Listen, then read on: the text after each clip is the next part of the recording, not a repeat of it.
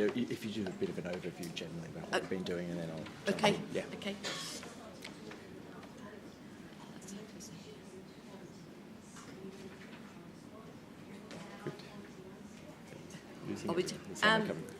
Right, if we are about to start.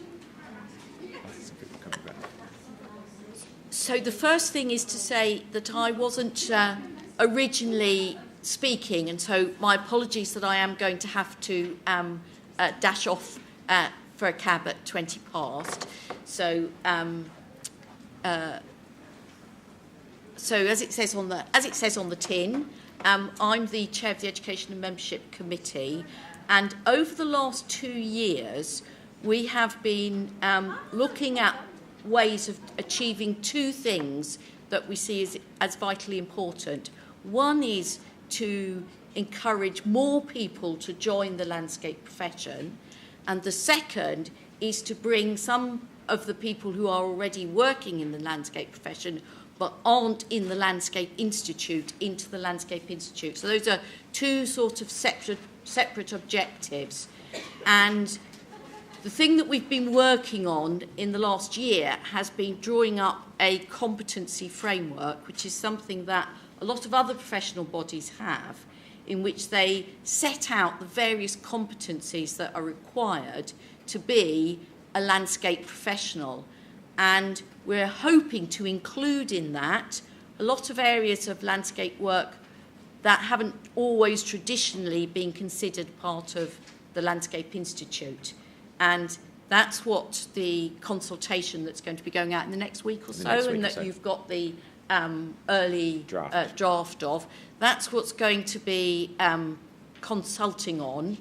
The idea that we use a competency framework, it explains the reasons why we're doing that, and also then how the competency framework would be made up so that we would have some competencies that all landscape professionals should have, a group of competencies which really any professional should have, they're more generic, and then there would be specialist competencies, and those you wouldn't nobody would have all of them, but you might have a certain number depending on your specialism. Once we've got agreement and consultation on that, then we'll obviously be moving on to the next stage, which will be how we will adjust our current assessment system, which is our P2C, how we adjust our P2C in order to assess these different competencies. Brilliant. Yes. Yeah, thanks, Michelle. And what we've done is we've recognised that the world around us is changing. There's many different drivers and trends that impact this particular profession, from sustainability, climate change, the ageing of populations, urbanisation around the world, disruption from technology.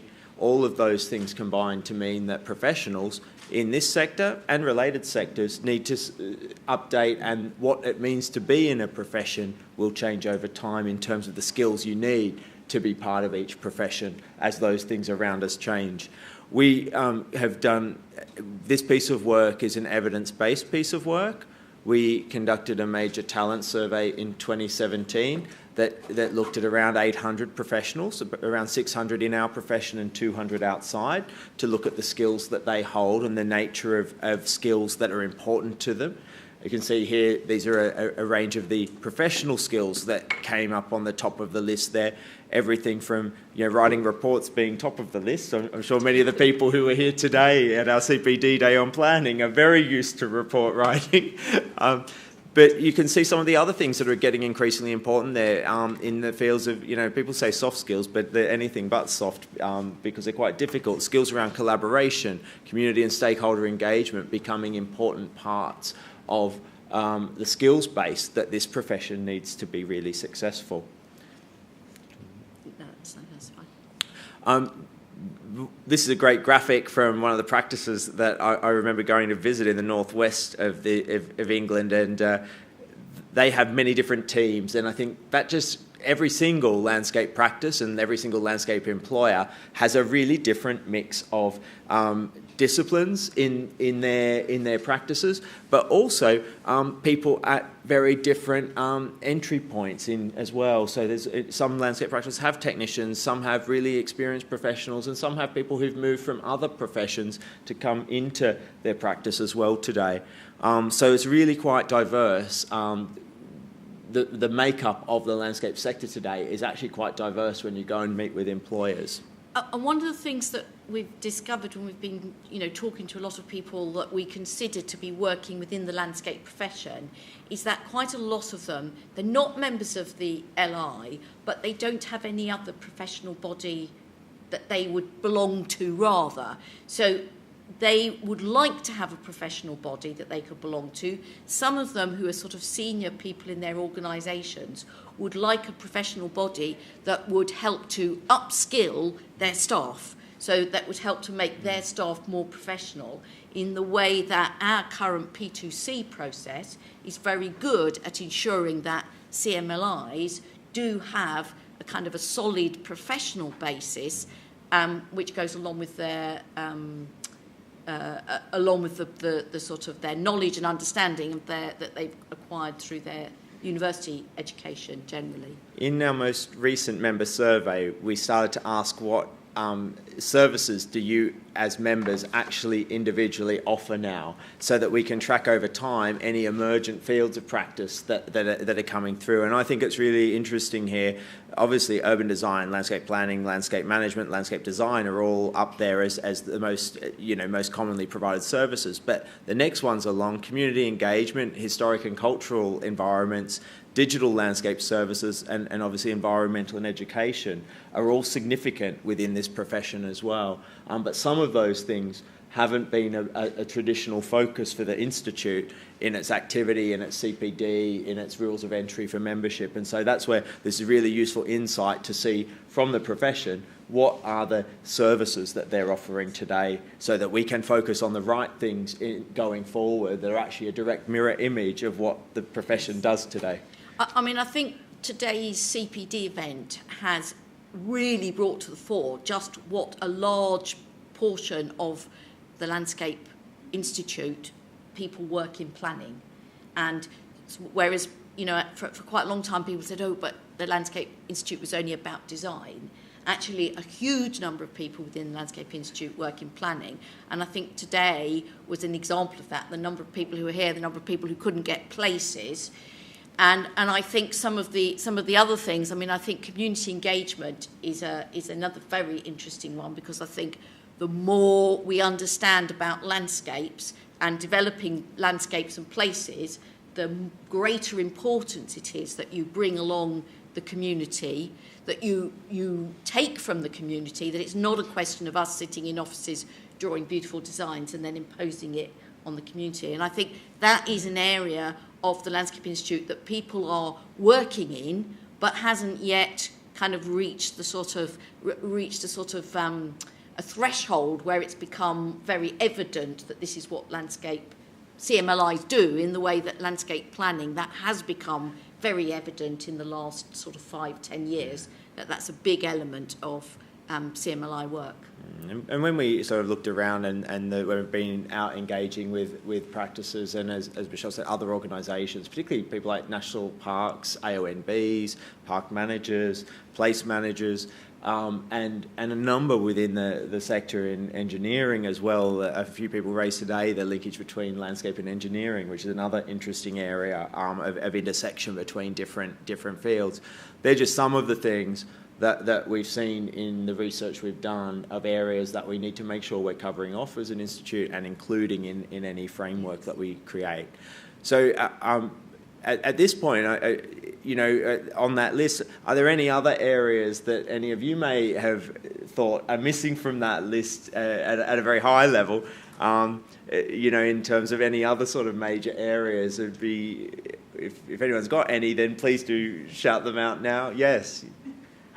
Michelle and I both know there's an enormous amount of expert evidence being done, and whilst you could say that's perhaps part of landscape planning, I think it is such a specific skill to be an expert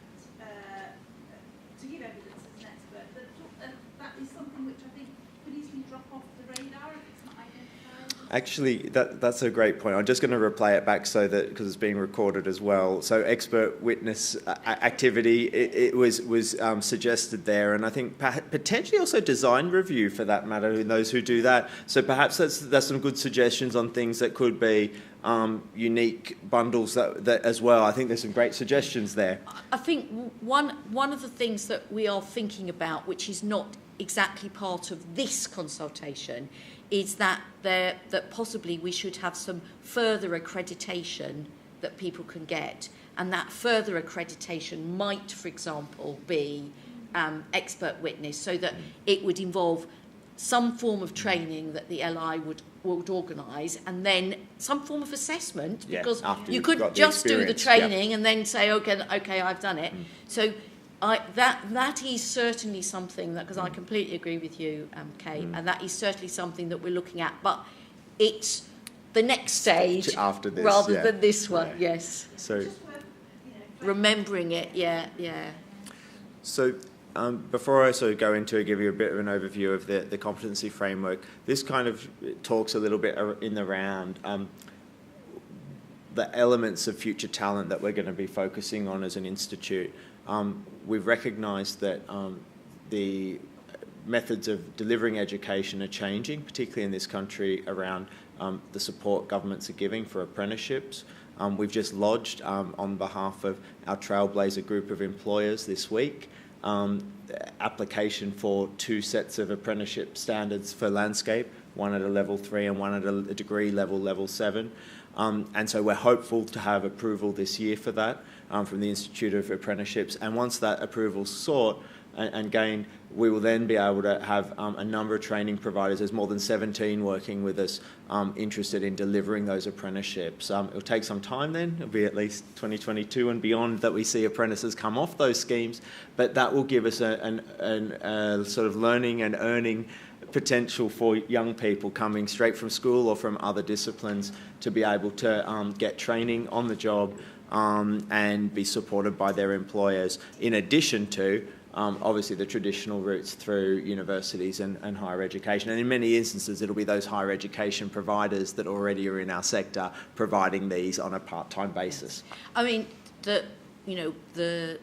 forget the names of the levels, but the higher level one will be an alternative route to the current route, which is, university, working in practice and taking P2C.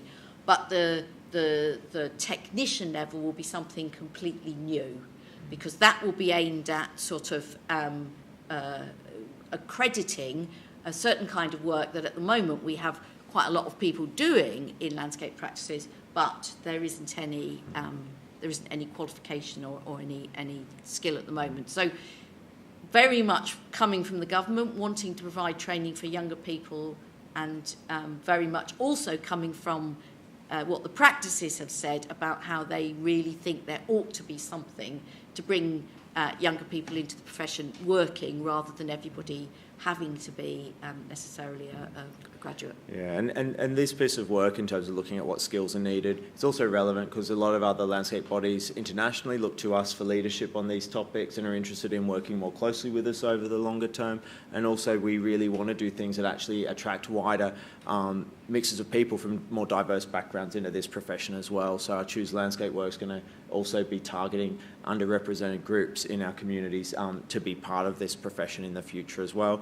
And days like today and our digital practice days are all around giving and equipping the profession with the skills needed for the future as well. It's not just around new entrants to the profession, it's looking at what new skills are needed for the existing profession as well. And that was something that I forgot in the opening thing about wanting to get more people into the profession, as well as wanting to get more people into the profession. We really, really want to improve our diversity because it's not good.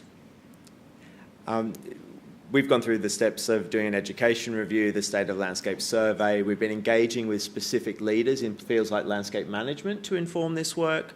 We had a Routes to Licentiate working group to look at, how do we actually look at alternate ways into the profession at an earlier stage as well. And we're currently working on these entry standards, which you've got some copies of with you.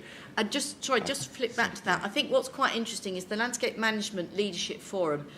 what that has encompassed is a lot of people working, for example, in protected landscapes.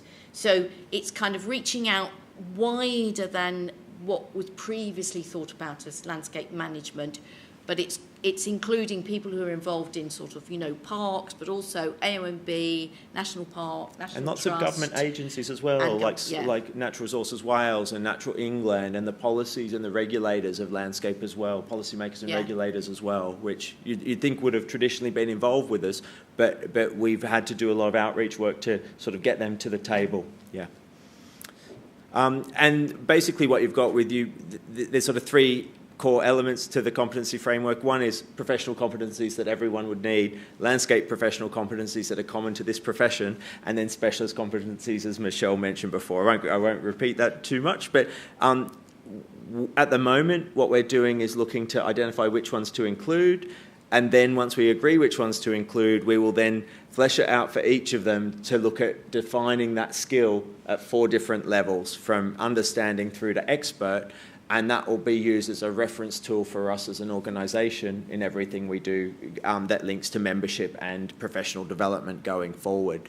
So I think the sorts of things that it could be used for as a framework really are to demonstrate the mix of what this profession offers. It can also be used for CPD, identification of where members want to actually improve their skills in a given area. It'll also help employers in terms of looking at, do they have the right mix of skills within the professionals that exist within their own teams. It'll also enable us in the future for mutual recognition, where there's like professions or other international professional bodies in landscape who want to get reciprocal membership or direct entry into the profession in the future. And of course, it'll be used most importantly as a new benchmark for membership entry. Yes.